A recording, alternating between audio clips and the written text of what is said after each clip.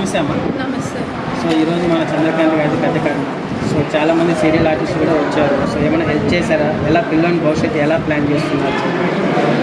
Present industry నుంచి అయితే ఎవరు రాలేదు. యాక్చువల్గా నిన్నే టీవీ ఆర్టిస్ట్ యూనియన్ నుంచి మెసేజ్ పెట్టారనమాట. మనకి రామకృష్ణ గారు అనేసి చాలా సీరియల్స్ చేశారు, శ్రావణ సంబరాలు కూడా ఉన్నాడు.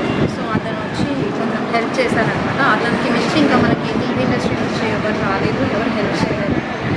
ఆఫ్ ద టీవీ ఇండస్ట్రీ మనకి హైకోర్టు అడ్వకేట్ సైనికుడిలో లక్ష్మి గారు వచ్చారు, చదివిస్తాను పిల్లలకి అనేసి. అలా కాకుండా ఇంకా ఇద్దరు ముగ్గురు ఉన్నారు. సో ప్లాన్ చేసుకోవాలి, కొంచెం టైం పడుతుంది. ప్లాన్ చేసుకోవాలి, 1 వీక్ తర్వాత ప్లాన్ చేసుకోవాలి.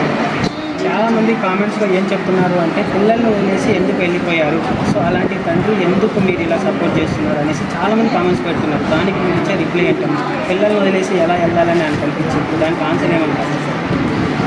Time will decide everything. అంటే మన చేతిలో ఏది లేదు, నెక్స్ట్ మినిట్ ఏం జరుగుతుందో మన చేతిలో లేదు. అండ్ మోరోవర్ పిల్లలతో చాలా లవింగ్ అండ్ చాలా ఎమోషనల్గా ఉంటాడు.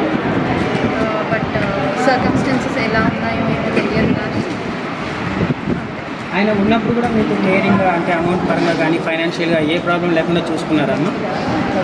నార్మల్గా ఎవ్రీ మంత్ నాకు 25 to 30K పంపిస్తాను. అంతకు మించి ఇంకేం లేదు. ఎందుకంటే మేము ఆల్మోస్ట్ 4 years అయిపోయింది మేము కలిసి లేదు. సో ఏదైనా నేను పిల్లలతో కమ్యూనికేట్ చేసుకుంటాను. సో మీరు ఎలా అంటే మీరు ఇన్ని రోజులు ఎలా ప్లాన్ చేశారమ్మా? అంటే అమౌంట్ అయితే సరిపోదు, మీరేమైనా జాబ్ చేస్తున్నారా? లేదు, నేను యాక్చువల్గా జాబ్ చేయలేదు.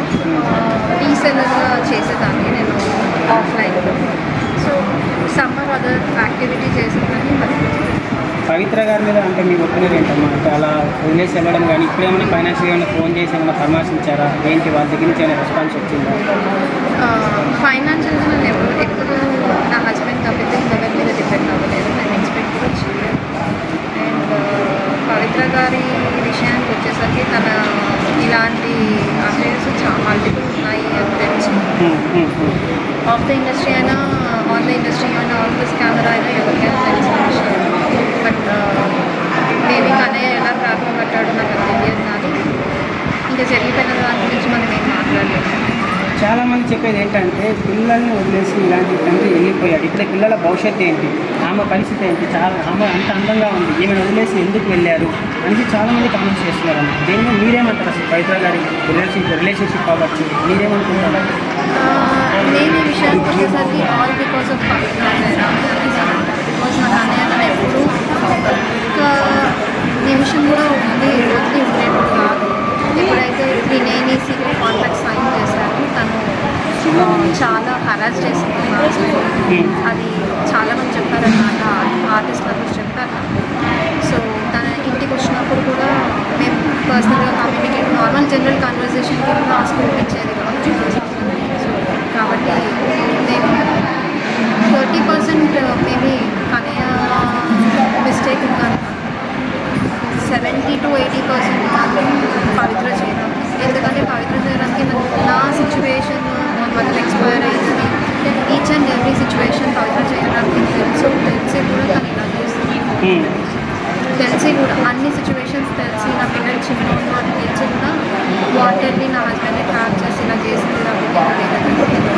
కొంతమంది పవిత్ర జ్వరంలో చనిపోయినప్పుడు తను బతికారు, చంద్రకాంత్ గారు చనిపోయారని చెప్పి తన హార్ట్ అటాక్ వచ్చి చనిపోయారనేసి చాలామంది రూమర్స్ చెప్తున్నారు. అది ఎంతవరకు నిజం అంటారు? అది నాకు తెలియదు. బికాస్ నేను ఆ ఇన్సిడెంట్లో లేను కాబట్టి నాకు తెలియదు. ఇప్పుడు పిల్లల ఫ్యూచర్ ఏంటంటే చాలామంది అడిగే క్వశ్చన్ అది ఒకటి. పిల్లల్ని అన్యాయం చేసి వెళ్ళిపోయారు, ఆ పిల్లలకి ఇప్పుడు ఏం తెలియట్లేదు, ఆడుకుంటున్నాడు పాడుకుంటున్నాడు. మీ మనసులో ఎంత బాధ ఉందమ్మా? మీకు కామెంట్స్ కూడా చేస్తూ ఉంటారు చాలామంది, మీరు వాళ్ళకి ఏం చెప్పాలనుకుంటున్నారు? ఇప్పుడు ప్రెసెంట్ నేనున్న సిచ్యువేషన్ లాస్ట్ 4 years నుంచి కూడా అమ్మ నాన్న నేనై పెంచాను పిల్లలు. ఇప్పుడు అంతకంటే ముందు మొన్నటి వరకేమో హస్బెండ్ ఉన్నాడు అనేసి ఒక మోరల్ సపోర్ట్ ఉండింది. కానీ ఇప్పుడు అది కూడా లేదు. సో ఎవరి కోసం అయితే ఫైట్ చేస్తానో అతను లేడు. బట్ ఆ ఫైట్కి కూడా రీజన్ ఏంటంటే మాకు తెలుసు, నాకు అనేది నేను స్టేజ్ 0.1 లెవెల్ నుంచి ఈ స్టేజ్ వరకు మేము చాలా కష్టపడి వచ్చాము. అందుకనే అదే ఓపికతోని నేను అతన్ని డౌన్ఫాల్ చేయొద్దు అనేసి అన్న దానికోసమే నేను ఇది చేశాను. ఎందుకంటే పవిత్ర చేయడం వల్ల నా హస్బెండ్ చనిపోయిన అనేసి నేను మీడియాకి ఎక్స్పోజ్ అవ్వాల్సి వచ్చింది, లేకపోతే అది ఎక్స్పోజ్ అవ్వకపోతుంది. జనాలకి ఏం మెసేజ్ చెప్తారమ్మా? చాలామంది ఇలాంటి ఎఫర్ట్స్ పెట్టుకొని పిల్లల్ని ఇట్లా బాధ పెట్టి వెళ్ళే వాళ్ళకి మీ మనసులో ఉన్న బాధగా ఏం చెప్పాలనుకుంటారు వాళ్ళకి? ఫస్ట్ ఏదైతే ఇల్లీగల్ అడల్టరీ సెక్షన్ ఉందో మళ్ళీ బ్యాక్ టు స్క్వేర్ వన్ రావాలి. వస్తే అట్లీస్ట్ కొంతమంది ఫ్యామిలీస్ అన్నా సేవ్ అవుతాయి. చనిపోయే వాళ్ళు చనిపోకుండా కొంచెం భయపడి ఉంటారు ఫ్యామిలీస్. లేదు అంటే waste. And each and every రిలేషన్షిప్లో అది మేబీ హస్బెండ్ అండ్ వైఫ్ అవ్వచ్చు, ఎవరి దగ్గరైనా మనకు transparency is more important between both of them.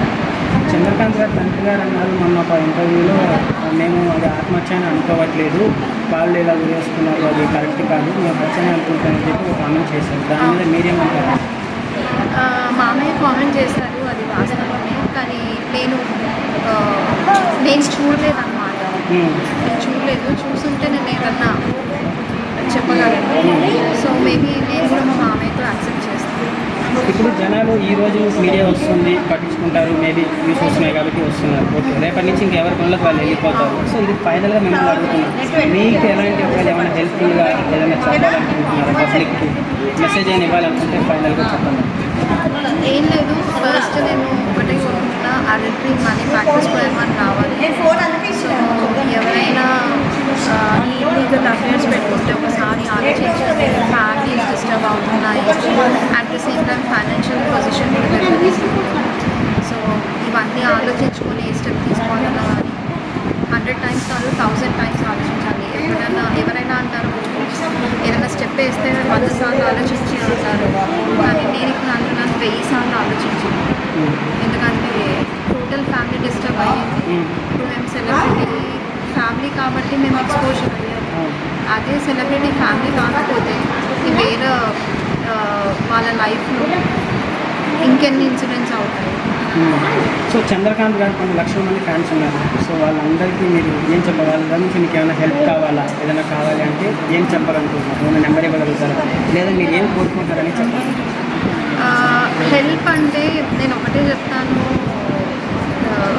Maybe నాకు మేజర్గా టీవీ ఇండస్ట్రీ, ఎందుకంటే అతను సీరియల్స్లో చేశాను కాబట్టి టీవీ ఇండస్ట్రీ నుంచి హెల్ప్ వస్తే చాలా బాగుంటుంది. అంటే మీరు వచ్చేయాలనుకుంటున్నారా? లేదు లేదు లేదు, నేను ఫైనాన్షియల్గా ఏదైనా హెల్ప్ చేసినా పర్వాలేదు, మేబీ పిల్లలకు సపోర్ట్ చేసినా పర్వాలేదు. ఫర్దర్గా నేను జాబ్ చేయాలి అనేసి అనుకుంటున్నాను అన్నమాట. సో చంద్రకాంత్ లైఫ్ను ఒక ఎగ్జాంపుల్ తీసుకోండి.